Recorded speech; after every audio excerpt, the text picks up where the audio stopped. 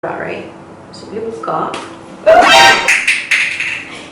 Hi guys, nama saya Dr Alina Hasni. Saya daripada Dermalene Hair Tonic. So I'm so happy to announce to you guys that after 3 years, 3 years of research R&D, kita dapat produce these products here. Look, I'm so happy because after all the efforts that we've put through, kita dapat dua produk. Satu is hair tonic, okay, and satu lagi is hair serum, okay. So untuk hair tonic, the best thing about it is that dia ada spray. Kita boleh spray terus dekat scalp. So it's very simple. Nanti kita akan ajar. So what you do is you section your hair bit by bit and you spray this directly on the scalp and then you rub macam tu. So that's the technique lah. Very good untuk yang those yang ada dandruff, yang ada very itchy scalp, yang rasa macam tak selesa at your scalp, you can actually spray this. Dia akan ada macam cooling effect sikit.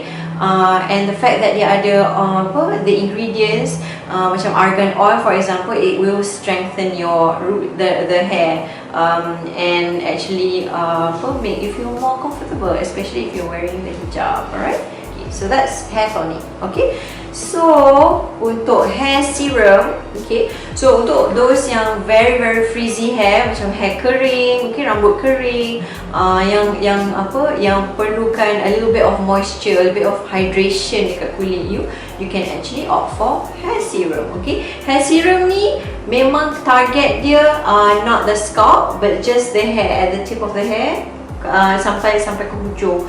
So what you can do is you can actually spray this, you press the pump, alright, onto your hand, and then you dab it together, and then you go through strand by strand.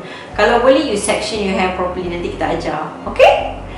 The best thing about this is that we use very high quality luxurious oil that is actually, bila you cakap oil, you ingat macam dia a little bit, you know, like macam occlusive, macam sticky like that, but not this one. This one is a bit like watery. So kalau you spray kan, you will note that this is the product, right? So bila buka, bila buka, what else?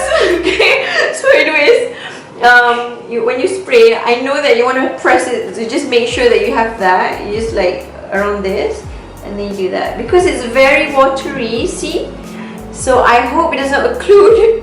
And yeah, I'm so sorry, I'm still not over that. So it doesn't occlude. So what you can do is, after dia macam ni tau, dia macam tak sticky. Kau tengok, dia tak sticky.